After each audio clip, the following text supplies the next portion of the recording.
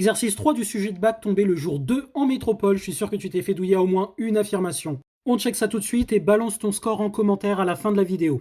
On doit bien évidemment justifier et on attaque avec l'affirmation 1. Est-ce que UN converge vers 5 tiers? On vous voit les gens qui ont conclu vite parce qu'on a du 5 et du 3 ici. Ça marche pas comme ça la vie les potos. On factorise par 5 puissance n en haut et par 3 puissance n en bas et donc je rassemble les deux en une puissance qui me fait 5 tiers puissance n et donc j'ai 1 sur 5 puissance n, j'avais 1, j'ai 1, j'ai 2 sur 3 puissance n plus 1, 2 sur 3 puissance n plus 1, 1 sur 5 puissance n plus 1.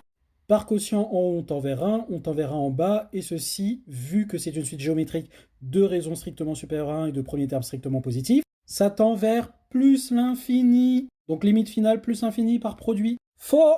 Affirmation 2, on a la suite Wn qui est définie de cette façon, et on prétend que pour tout n entier naturel, Wn est supérieur ou égal à n. Comment faire pour s'en sortir et intuiter le résultat? Parce qu'en regardant la tête de la suite, on n'a absolument aucune idée de si ça peut être vrai ou faux.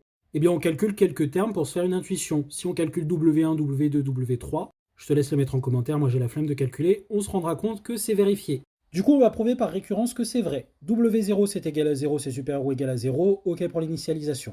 Je rédige pas la récurrence, mais tu as des rédactions modèles sur mon profil, n'hésite pas à les checker. Donc par hypothèse de récurrence, j'ai que Wn est plus grand que n, je multiplie par 3, puisque l'idée c'est de faire apparaître l'expression de Wn plus 1, et je retranche moins 2n, et je rajoute 3. Ce qui me donne ceci de l'autre côté, 3n moins 2n plus 3, ce qui fait n plus 3, et donc j'obtiens que Wn plus 1, c'est ceci, est plus grand que n plus 3, mais ça c'est strictement plus grand que n plus 1. Ce qui est bien ce que je voulais démontrer, j'ai prouvé l'hérédité, donc c'est vrai, par récurrence. Check. Petite remarque, on a même que Wn est strictement plus grand que n plus 1 pour tout n dans n étoiles. Je te laisse faire la récurrence pour t'entraîner, BG. Je te laisse lire les informations sur la fonction, et on passe donc à l'affirmation 3. D'après le graphique, la fonction f est convexe sur son ensemble de définitions.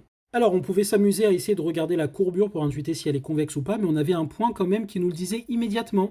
On est en dessous d'une tangente. Yep, grand T, c'est une tangente. Or, une fonction convexe est toujours au-dessus de ces tangentes sur l'ensemble où elle est convexe. Donc nécessairement, l'affirmation 3 est fausse puisque la courbe est en dessous d'une de ces tangentes. Et donc je te laisse checker la justification que j'ai mise en prise de notes. Et enfin, 4, pour tout réel x strictement positif, ln de x moins x plus 1 est inférieur ou égal à 0, où ln désigne le logarithme népérien. En fait, on est dans les mêmes bails de convexité. Une comparaison entre une fonction et une fonction affine, c'est souvent une question de convexité qui se cache derrière.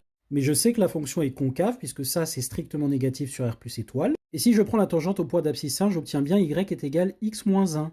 Par concavité, j'ai que ln de x est inférieur ou égal à x moins 1 sur r plus étoile, soit que ln de x moins x plus 1 est inférieur ou égal à 0. Autrement dit, l'affirmation 4 est vraie, check. Voilà, n'hésite pas si tu as des questions à les poser en commentaire. Bisous. Et oublie pas de lâcher ton score en com.